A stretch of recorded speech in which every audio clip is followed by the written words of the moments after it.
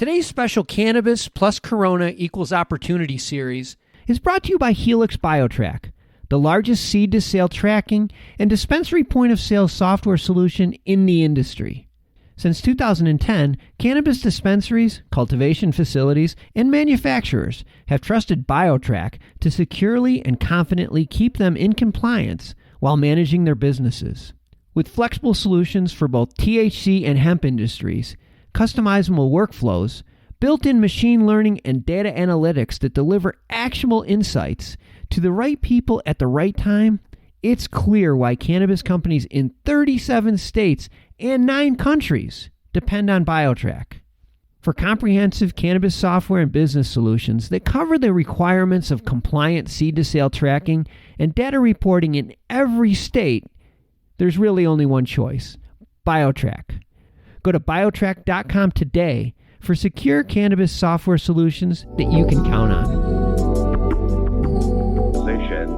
They wanted to go into that state. If they liked that deal before, well, you're going to love that deal now, if that deal's still on the table. And in general, these deals are only going to get better if you are an investor in the markets.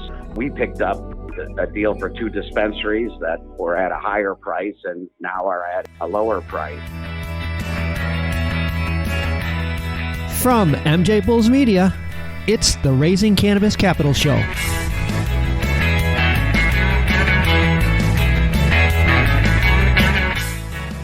I'm Dan Humistonabout, and on today's show, we're continuing the Cannabis plus Corona equals Opportunity series with another cannabis entrepreneur who, by refusing to let fear of the virus cloud his judgment, is discovering new opportunities for his company, not just to survive during the crisis, but to thrive.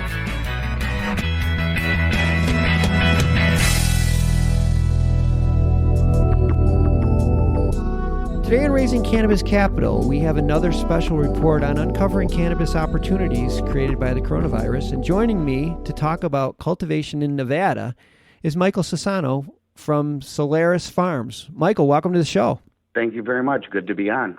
Well, I appreciate you taking time out to speak with us today.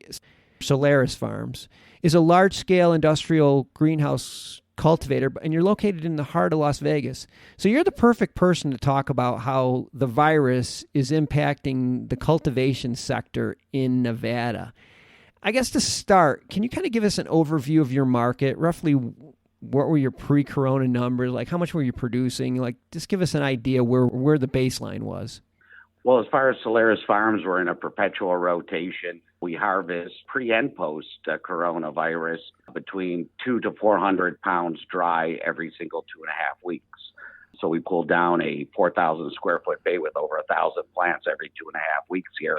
And that hasn't stopped post coronavirus. Yeah, good. I mean, that's encouraging because, you hear a lot of the sky is falling mentality in other sectors. And everybody that we're talking to in this industry, we're not seeing that. I know things are changing hourly, and we're recording this episode just so our listeners know on March 24th. So things may change, but as of today, how has the virus impacted things? Well, in Nevada, the cannabis industry was deemed essential. So we are here to get the medicine out to the patients, get the product to the customers. We have had impacts to how the dispensaries are run, no crowds. People weren't exactly adhering to that. So they had to stop in-store visits. We have a robust delivery economy here. Ultimately, it kicked into deliveries, and there's a 2.5-hour wait or lag time just to get through the delivery stage. I mean, that's encouraging. It's too bad that we had to make that changes with the dispensaries. What changes are you doing internally within your company? I mean, you have to be concerned about employees, and you have to be concerned about, there's probably a lot of adjustments that you've made. Well, the employees are our first concern and their safety. We implemented procedures to check temperature before people walk into the door. If somebody should be sick, we ask them to stay away from 7 to 14 days unless they get a note from a doctor or CVS. CVS has been very good at giving tests to people. We had 3 guys tested just in case. Also, internally, we keep everybody with a nice distance. And for cleaning protocols, have been heightened, even though we are a antibacterial zone. I mean, we're fighting things like aspergillus that is naturally in the air in quantity coming into the facility. So clearly fighting an obscure virus that may come in on people or clothes is just a little extra care that we have to put in. I think those are all necessary. I mean, you want to make sure that your employees are safe and feel confident when they come to work. You have some ideas as far as crop rotation in case you need to slow down productivity or make some adjustments. Maybe you can give us an idea, strategies, if you have to make any adjustments in your business model. Well, I mean, initially I had proposed to investors and the Solaris Farm board to slow things out, pull a crop out of rotation rather than doing 2 harvests going forward a month. We would end up doing 1 harvest a month. And, in there we could rotate in some new genetics we always wanted to rotate, but we never had the time to do. But as far as our decision recently went, we've decided to keep on with where we're at and accumulate any unsold product as inventory and wait for better times.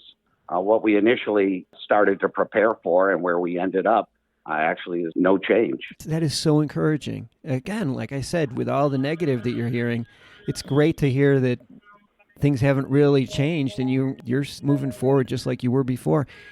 Under that same heading, crises do create opportunities, and within the cannabis cultivation sector, would you see any opportunities that might be materializing from this crisis? Well, people were looking for money before, and now that money has stopped, stronger groups with better cash positions, if they wanted to go into that state, if they liked that deal before, well, you're going to love that deal now if that deal's still on the table. And in general, these deals are only going to get better if you are an investor in the markets.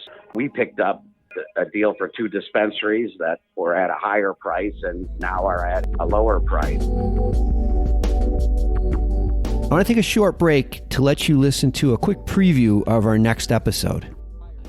So 10 stores, 3 years, 200,000 square feet. We believe we can garner 10% of the market share for Southern California over the next 5 years. We estimate that at a $7 billion market, CBD and THC.